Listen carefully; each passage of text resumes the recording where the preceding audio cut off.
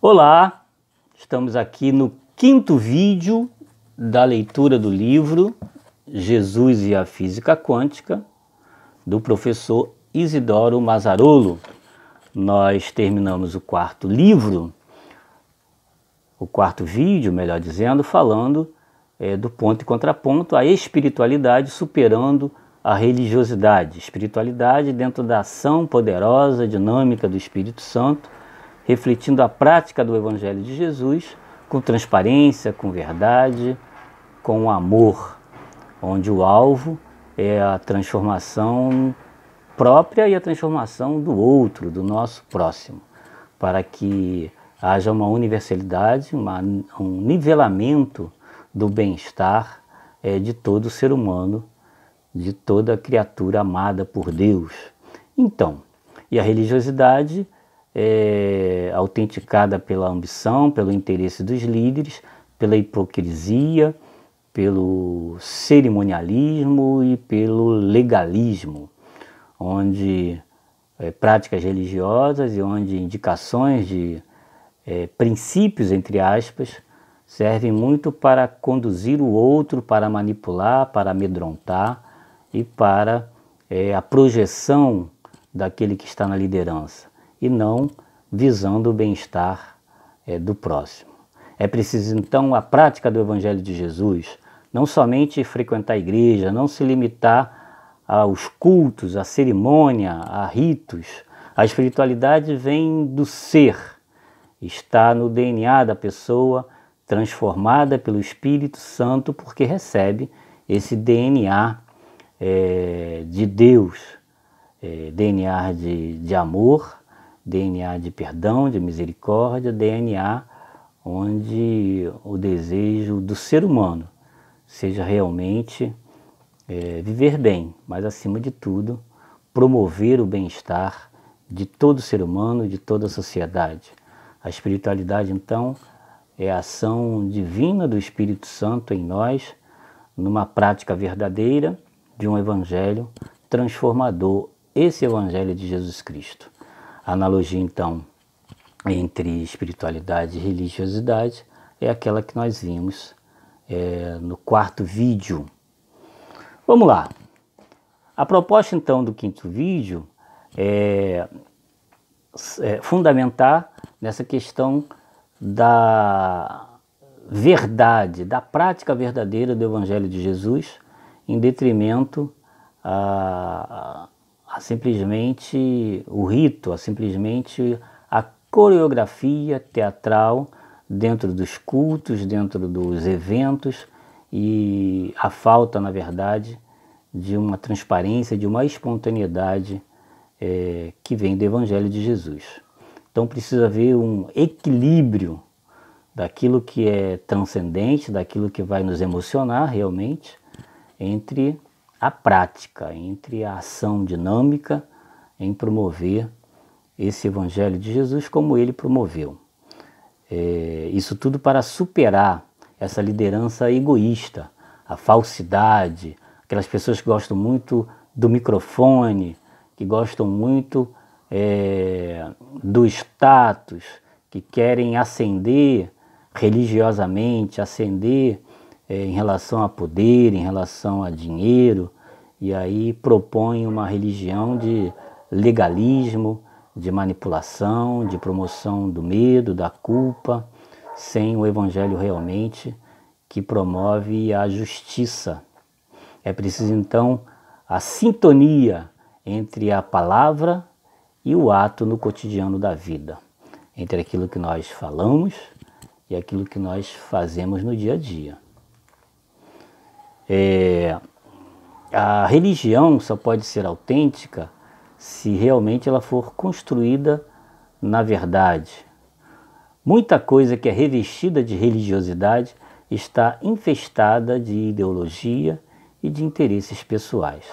Precisamos superar isso com verdade, com espontaneidade, com uma ação digna realmente de alguém que é digno, de alguém que busca a verdade do Evangelho de Jesus, e essa verdade na prática. Não tem nada de espiritual, e sim de trágico nessas expressões formais, rituais, realmente o sagrado sendo traficado. Não há nada de espiritual e sim de tráfico do sagrado, diz o professor no seu livro. Então é preciso cuidado, é preciso atenção, é preciso superar, eliminar do nosso meio o tráfico do sagrado, que ele vem sorrateiro.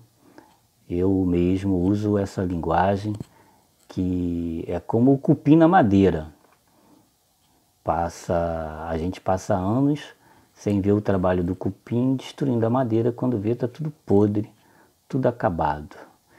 É sorrateiro, é discreto, é de ataque feroz, mas silencioso. É preciso cuidado, é preciso atenção, é preciso combater e superar o tráfico do sagrado. A espiritualidade, então, vista nas religiões. O professor coloca aqui pelo menos 6. O cristianismo, o judaísmo, o islamismo, o shintoísmo, o espiritismo e o budismo. Então são religiões que trabalham muito com essa formalidade do culto, da cerimônia, mas que também busca a espiritualidade como base. É essencial em qualquer religião ter aquilo que nós falamos de transparência, de verdade, de prática do Evangelho de Jesus na base de qualquer religião. Essas religiões não se sustentariam se ela não tivesse essa visão da base. É como a raiz de uma árvore, que realmente dá sentido a tudo aquilo que aquele fruto vai promover, aquele fruto vai gerar. Quando essas religiões são plantadas em outra base, o que acontece? O que aparece? Mesmo que depois de um tempo, mesmo que sorrateiramente, o que um dia vai aparecer como a madeira podre comida pelo cupim. A hipocrisia, a idolatria, a falsidade religiosa.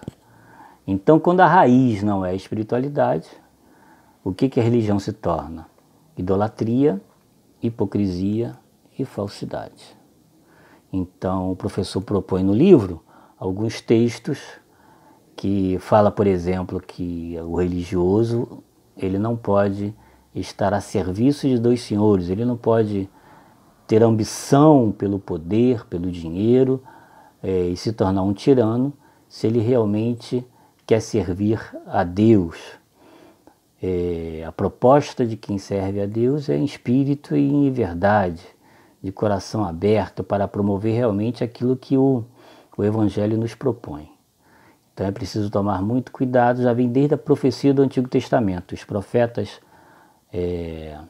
da base desse profetismo que nós conhecemos, desde Isaías até Malaquias, esses profetas mensageiros, eles, desde lá do ano 800 a.C., aproximadamente, Amós, Oséias, o próprio Isaías, falando sobre essas questões da promoção da justiça de Deus, da justiça para todos os seres humanos. A justiça promovida no nível equivalente de igualdade para todos os seres humanos.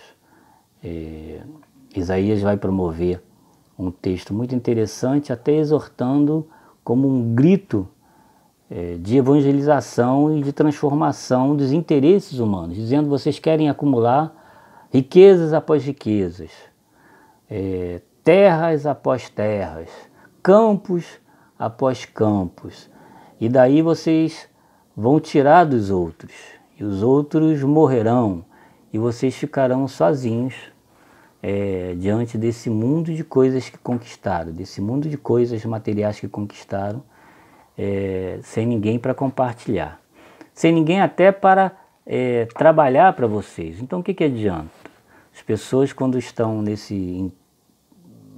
nessa cegueira do interesse pessoal, esquece que um dia, ficando sozinha, não vai ter nem gente para explorar. É burrice, além do egoísmo, é de uma ignorância tamanha. Então, quando os líderes se esquecem de Deus, eles esquecem, mesmo falando em nome de Deus, eles esquecem de promover realmente o que é a palavra de Deus, de viver essa palavra de Deus. Para isso eles começam a amontoar para si, pervertendo a palavra de Deus, pervertendo a justiça, fazendo com que é mal se torne bem e o que é bem se torne mal em benefício próprio. A iniquidade então prospera, já dizia o profeta Oséias 4:48. O ato então que deve ser, Oséias 4, digo, de 4 a 8, Oséias 4, versículos de 4 a 8. Então a religiosidade ela precisa estar ali, proposta no culto, na cerimônia, mas praticada na vida. Esse é o 5º vídeo e nós vamos dar continuidade nessa questão do que a religiosidade falsa pode gerar até de maneira imediata na vida das pessoas que estão acumulando para si, na verdade estão servindo a si mesmas e a este mundo material e não estão servindo a Deus. Até o próximo.